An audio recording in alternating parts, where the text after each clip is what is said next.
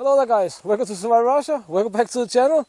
So as some of you guys might know, sometimes I like to make videos, random videos, not about any particular specific topic, and that's what this video here is gonna be. I've been thinking about recently to try and do the Sunday videos, something like hanging out with Survival Russia or something like this. Let's see how that goes. But what I want to do today is that I want to show you, because we are super busy, it's spring, right? So what I want to show you today is some projects I'm working on for videos and other projects I'm not working on for videos. And I think inspired by a viewer comment. By the end of this video here, I want to talk a little bit and explain a little bit about getting lost in the woods, specifically these woods here.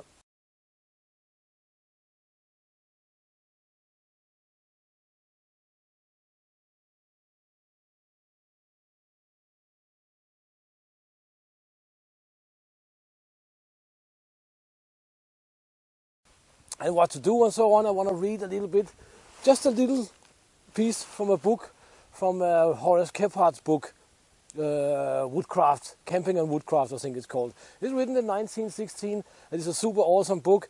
And what is really amazing is that while reading, I've read this book a few times by now, but what is really amazing is that a guy back then in the Appalachians can actually do the same observations as I'm doing. And I find this a little bit interesting. But let's look at some projects here. Here we have the gator. I'm currently working on the ventilators. And instead of making a whole lot of videos about upgrading the ventilators and fixing the ventilators, I would simply try and make it in one video. So that's one thing I'm working on.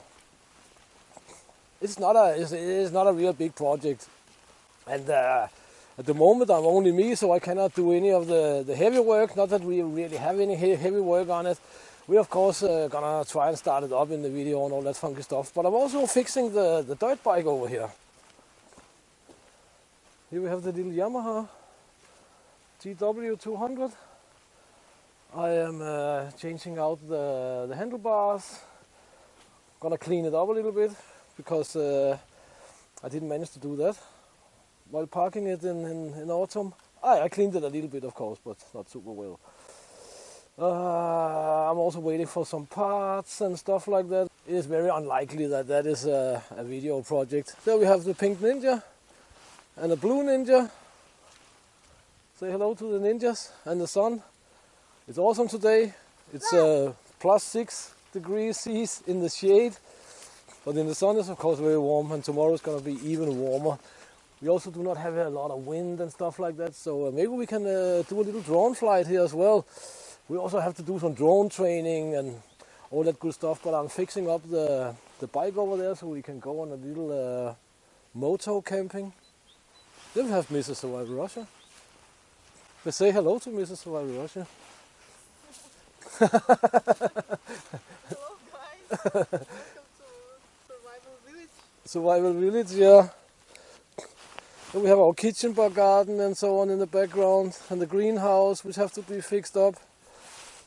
Maybe we have to make a new greenhouse actually. But yeah, we are of course sprouting seeds and all sorts of funky stuff. Then we have some guys from the nearby village, some youngsters, and my father-in-law trying to burn some branches and stuff. That's Anton and Andre. They're awesome guys. They're coming here doing a little bit of work, earning some money. Nothing we cannot do ourselves, right? But I think it's a good thing to let the youngsters from the nearby village earn some money, so don't get into trouble, right? You know how it is, being a youngster, most likely. But while walking around here, I would also like to give you a little bit of a history, you can say, of the homestead here, right? Because as many of you know, and some of you actually don't know, is that I'm not Russian, I'm Danish. I'm born and raised in Denmark. I moved to Russia about 10 years ago. I married my wife and we now have 3 kids and stuff like that. But she grew up here, at this very spot here. So of course her mom and dad moved here. She has 5 brothers and sisters, and they all lived here. She went to Moscow, of course, at some point to to go to college and finish university and stuff like that. And so then nobody really lived here for a very, very long time, like 15 years or something, maybe a little bit more actually. They were only here in the summer sometimes and this and that. And then I decided to move up here, so I moved up here alone the first half year or something. And then my wife and the pink ninja followed. And then we produced 2 more blue ninjas up here. So this is why a lot of the buildings and so on looks a little bit worn out and all that. There's so much to do here, right? So it's a tough job, but and it takes a lot of work to move out of the big city actually. But behind us here, which is most likely difficult to see, we have an experimental kitchen garden. This is like a hay kitchen garden. So we're gonna plant some potatoes and some garlic and stuff. This is the Ruth Stout method. We're gonna level out some of these small mounds of hay. We're gonna plant, as I said, some potatoes, some garlic and what else, just to experiment for the first year here. Cover it with another layer of hay and see how it goes. Here we have the boss. Many of you guys know the boss. Huh? He's the big boss around here. He's a good doggy. Big guy. I also have many questions about him, of course. Because boss. He's half Mastiff, Spanish Mastiff, and half German Shepherd. So that's it. He's about 70 kilos, something like 150 pounds or something. He's an awesome guard dog. And also many of you guys ask me, why don't I bring him to the woods and all that good stuff. I don't want to do that because he don't want to do that. He never wanted it. I tried once when he was a puppy. Well, young dog, right? So he's still a young dog. He's like 3 years old soon or something. But he don't want to go. He don't want to go. And I'm very happy about that because he just wants to be here and guard. And it's awesome. So I don't want to teach him to run out on the fields and forest and hunt snowshoe hare and whatnot. I like that he just stays here and takes care of the family and scares away people who comes and because they can see the spheres, the domed buildings there in the background. As I also get a lot of questions about. I have a video on these domes here. I get questions about them all the time, and that's why I made this video. So I'll most likely link to it up here, what it is, what they are, and so on. But let's do a little bit of storytelling about getting lost, what to do, and do a little read-up of Horace Kephardt's book, Camping and Woodcraft, because it's an awesome book. So here we have the little book. An awesome viewer sent me this book here. I'm not sure I should tell who he is, but sometimes people don't want that. But thank you very much. You know who you are. It's quite a while ago. But anyway, let me just read a few lines from the book. And tell you a little story about getting lost in the woods and very, very shortly what to do. And and how it feels and so on when you're in the real woods. So here we go.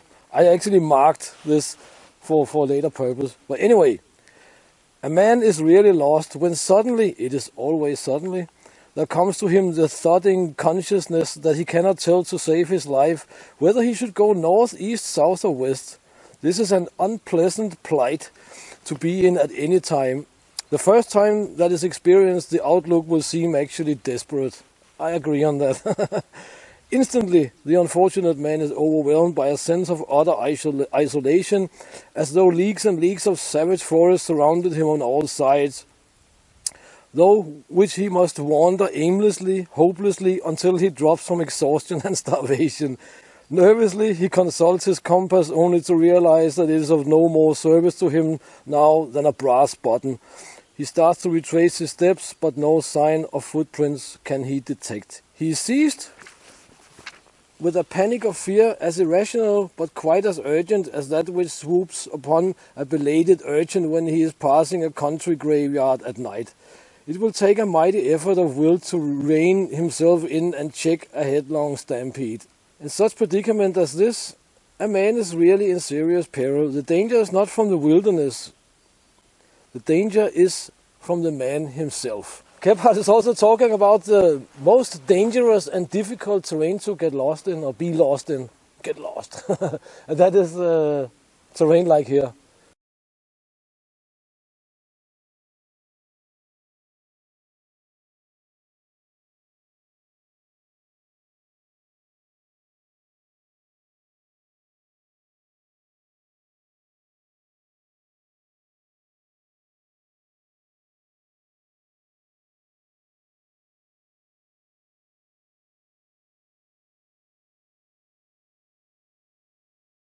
Completely flat, surrounded by forest and forest and forest. Of course, we have a few smaller rivers and creeks around here and so on, but this is very, very difficult terrain because you will never be able to, in the woods, you'll never be able to see further than 20 meters, 100 meters. Maybe on a logging trail you can see something, right? But basically the wood is dense, the woodland is dense, you never get an outlook and you never have any landmarks to get your bearings on. A map can help, but it is so you can say to little use that I often just draw a map of some important stuff with some notes, and some of you guys have seen this. That is, and I always carry 2 compasses, not 1. That's what I say. Don't carry a compass, carry 2. But I got lost in the woods a few times, actually, and or lost my bearings in the woods a few times. Once, 5 kilometers down there, I have to admit I didn't have any compass with me because I was collecting mushrooms and I stayed on the logging trails. But you know how it goes. When you're collecting mushrooms, you're walking head down and you find more and more and head into the woods. And I was close to a river. I knew I was very close to the river. But all of a sudden, I stood up, it was sunshine, luckily, it was sunny, and I was like, whoa, where are the logging trail now? And as he describes there, especially if you are in you could say in a real wilderness situation, right? It is actually pretty scary, even if it was not the first time back then, but I just knew if I make a mistake now, it can be a very, very long time before I will find my way out again. Even we had sun, but the sun was setting and not setting, but it was not that late. So of course knew that it would be sort of like northwest. But anyway, what's going on in your brain is that you start to doubt everything. Does the sun really set in the west and or the northwest when it's summer? And that's the compass. I didn't have a compass, but it happens. I've been lost with the compass as well, right? It got me out, of course, but you still start to doubt, does it work? Does it actually point the right direction? And so on. But because I actually tried in a completely different location, that it didn't. Really crazy. I was happily with some others and we were able to determine which way to go and so on. But when you get really lost in a real wilderness situation, it really plays on your mind in a way that is almost impossible to describe. Anyway, being lost down there with, I don't know, 5-7 kilos of mushroom in a basket backpack there, I navigated towards the sun because I knew that the logging trail should be on my left and so on. And I of course found the logging trail, but it was just a really, really good reminder of carry the goddamn compass. And talking about what to do, what I did down there was a very good advice I once got. And that was sit down, stop, sit down, don't move. And this is exactly what is written in this book here. Also, Kephart also got this advice once. Stop, sit down, doesn't matter how long it's going to take you, 15 minutes, 30 minutes, collect your wits and so on. And that's what I did down there, because immediately when I found out I was lost, it was just, wow, no way. It's scary because I said, I knew that if I made a mistake now, it would be a grave mistake, maybe in a literal sense. So that's the best thing you can do. Tomorrow I'll be working on the gator, and hopefully very soon there's gonna be a video up on the gator. Maybe we can go for a little spin in the gator and so on. So that's it for this little video here today. please let me know in the comment section, for you guys who are still here, if you like this kind of videos, then maybe I'll make a Sunday habit out of doing it. And please check the link in the description. There's new merchandise available. You can support the channel.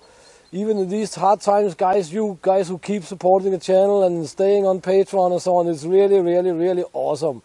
I think, yeah, I cannot thank you guys enough. I mean, I'm honored. And I don't know what to say, really. It's really awesome. So check the links in the description, guys. Please consider supporting the channel. And until next time, get out and train if you can. Get it done. Do something awesome, no matter if you're locked down or not. And see you in the next video, guys. Thank you very much for your time, and stay safe.